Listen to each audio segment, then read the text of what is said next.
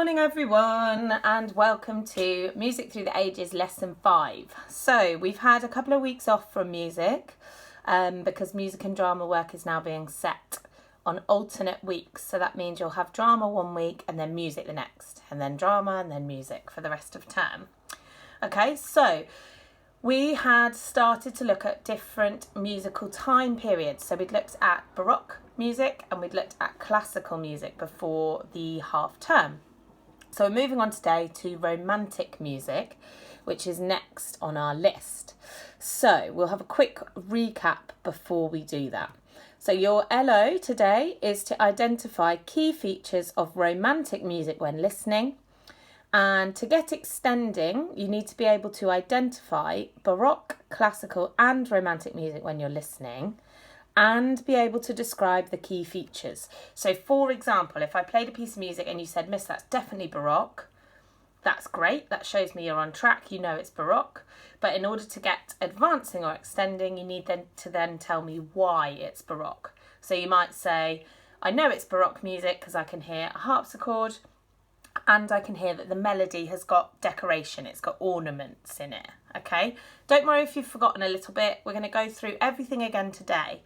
It would be really, really good if you could take notes when you watch these videos. So some of you have been doing that anyway, some of you haven't. So it's a really good idea just to jot down some key notes so that you've got that to refer to when you answer the questions, and also just for the future when you go into next year at school. Okay, so recap to start with Baroque music. We've talked about Baroque music. We know that it is 1600 to 1750. So it's all music that was composed within those dates.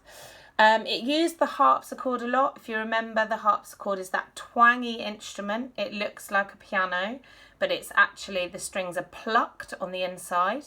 And it also used the organ. So it wasn't always a harpsichord. Sometimes you might hear an organ. Okay. Excuse me. It has lots of strings. The Baroque orchestra is mainly made up from stringed instruments. So that's violins, violas, cellos, double basses, lots and lots of strings. It used Baroque trumpets. Now, if you remember, the Baroque trumpet is that really long trumpet and it doesn't have any valves, so its note range is limited.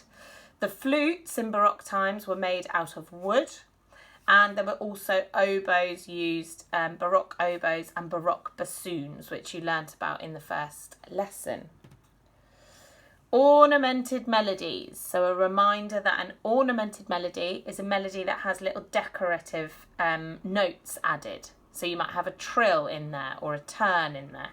So instead of just playing the normal melody, there's extra notes that are used as flourishes to decorate it. And polyphonic textures were often used. So polyphonic, if you remember, poly means many. So it's when there's two or more different melodies that are played at the same time. That's what a polyphonic texture is. There's not just one main melody, like most songs we hear now. It would have two or more different melodies and they would be playing at the same time. And finally, we have our terraced dynamics. Now remember, terraced dynamics are dynamics that change suddenly from loud to quiet or quiet to loud. So I'm just going to leave that up there for you to jot down the things in red. So Baroque music has harpsichord and organ, strings, ornamented melodies, polyphonic texture, terraced dynamics. Classical music then, that came after Baroque. It came in 1750. So any music that was composed between 1750 and 1825 we refer to as classical. The classical orchestra was much bigger than the Baroque orchestra. And we had a woodwind and a brass section. So woodwind, remember, is flutes, clarinets, oboes, bassoons. Brass is trumpets, trombones, tubas, French horns. And all of those instruments would have been played in pairs. So we call it doubled woodwind and doubled brass. And what that means is there's two of every instrument in that section. So there would be two flutes, two clarinets, two bassoons, 2 oboes. Okay, same for brass. 2 trumpets, 2 trombones, 2 French horns.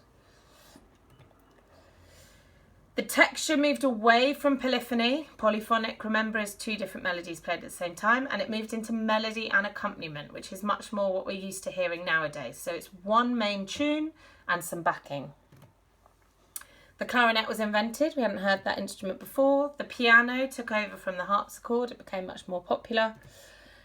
Ornamentation was still used. So if you hear an ornament, don't just assume it's Baroque. It could be a classical piece with an ornament, okay? But it wasn't used as much as in Baroque.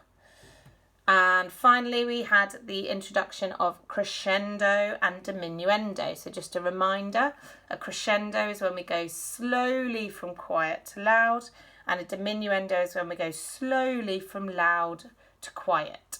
So again, jot down the bits in green, make sure you've got notes.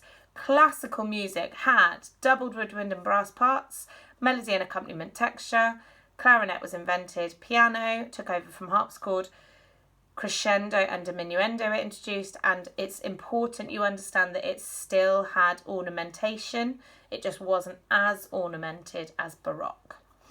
Okay, I hope that all made sense. I hope you've taken some notes. I want you now to have a go at answering the questions.